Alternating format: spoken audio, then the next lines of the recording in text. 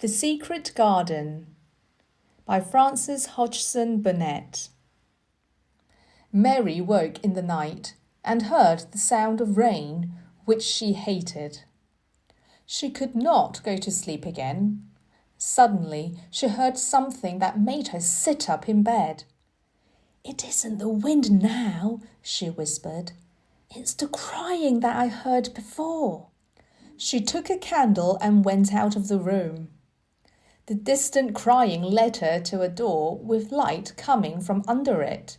She pushed it open. There was a big room with very old furniture. In it was a four-poster bed, and on the bed was a boy who was crying.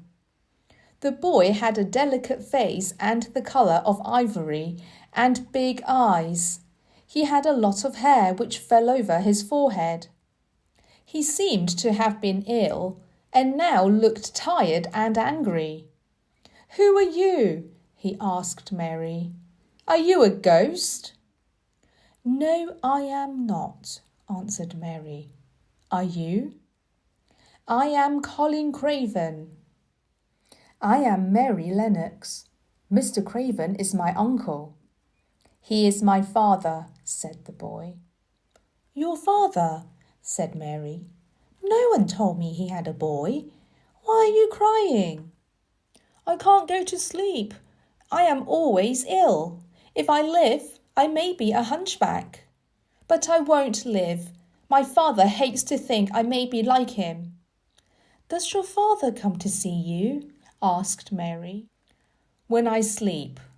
He doesn't want to see me," said Colin. "My mother died when I was born, and it makes him sad to look at me. He almost hates me. I want to hear about you." Mary sat near the bed and told Colin about herself. She answered many questions about India and her voyage across the ocean.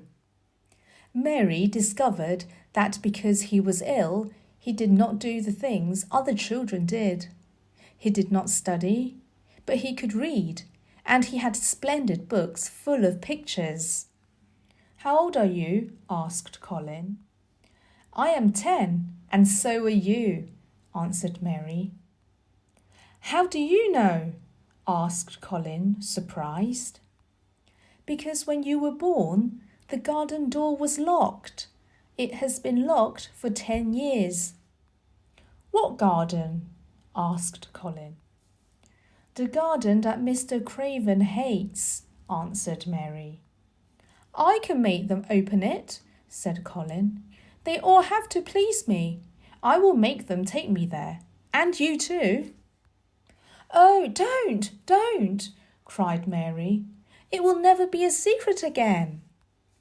Mary started talking about what the secret garden might look like, and Colin listened. She told him about the robin, and he smiled. "When you stay in a room all the time, you never see things," he said. "I am going to let you look at something. Pull back that curtain." Mary pulled back a silk curtain and saw a picture of a girl with a laughing face. "She is my mother," said Colin. "She is much prettier than you," said Mary, "but her eyes are just like yours." Colin looked sleepy. Mary was sorry for him, so she sang a song until he was asleep, and then left in silence. The next day it rained, and Mary could not go out. In the afternoon, Martha came to sit with her. "I know what the crying is," said Mary. "It's Colin. He is happy I came." Martha was frightened. "Don't worry," said Mary. "You won't lose your job." "But he won't let strangers look at him," said Martha in amazement. "He let me look at him," said Mary. "I think he likes me." "He's been ill very often," said Martha. "But my mother says it's bad that he lives without fresh air. Doing nothing, just lying on his back, looking at books and taking medicine. He's weak." Perhaps it would help him to go out into a garden and watch things grow. It did me good. Mary went to visit Colin with Martha, who was very worried. If I want to see Mary, Mrs. Medlock cannot send you away, Martha, said Colin. She must do as I please. Everyone must do as I please. Mary told Colin about India, about Dickon, and about the moor. Colin and Mary talked and listened and laughed and enjoyed themselves. Suddenly, Colin said, "Do you know, there is something we never thought of. We are cousins." They laughed more than ever, and at that moment, Mrs. Medlock and the doctor arrived. They were horrified. "Mary makes me better," said Colin. "The nurse must bring her tea with mine. We will have tea together." "Do not forget that you are ill," said the doctor. "I want to forget. Mary makes me forget. That is why I want her. Now, Mary, tell me about India." It rained for another week. Mary could not go to the secret garden, but she enjoyed herself very much with Colin. "Colin has been very well since you made friends," said Mrs. Medlock. Mary was careful not to tell Colin about the garden. She did not know if she could trust him. She also did not know if it was possible to take him to the garden in secret. But gardens and fresh air were good for her. Perhaps they would help Colin get better too. On the first morning with a blue sky, Mary got up very early and ran to the garden. It was much greener and plants were growing. Suddenly she saw Dickon and ran to him. Dickon had a little fox cub with him named Captain and a crow named Soot. He showed Mary all the new green points which were growing in the garden. "There is something that I want to tell you," said Mary. "Do you know about Colin?" Dickon looked very surprised.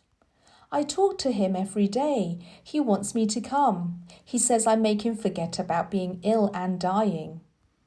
"I'm glad. I am also glad you know about him. I could not speak about him, and I don't like hiding things." "Don't you like hiding the garden?" asked Mary. "I'll never tell about it, but I told Mother I have a secret to keep. Not a bad one, a secret like where a bird's nest is," said Dickon. "What did she say?" asked Mary. "She said, 'I've known you for 12 years and you can have all the secrets you like.'" "Do you think Colin wants to die?" asked Mary. "No, but I think he's sorry that he was born. Mother says that children who are not wanted don't live well. It's not right. I wonder if we could get him into this garden." "I've thought that too," said Mary. "Perhaps you could help him push his carriage. He can make the gardeners stay away." "I think that would be better than doctors and medicine," said Dickon. "We will have to bring him here." Dickon looked up. "Look, the robin is sitting on that branch. He's thinking about how to build his nest. Go on, boy. You've got no time to lose." "I like to hear you talk to him," said Mary. "Ben Weatherstaff talks to him too, and I know he likes it." "We won't tell where your nest is," said Dickon to the robin, "if you don't tell about our garden." Mary knew the robin would keep their secret. Chapter 4 Summary. Mary becomes friends with Colin Craven, her cousin. Mary and Dickon plan to take Colin to the secret garden.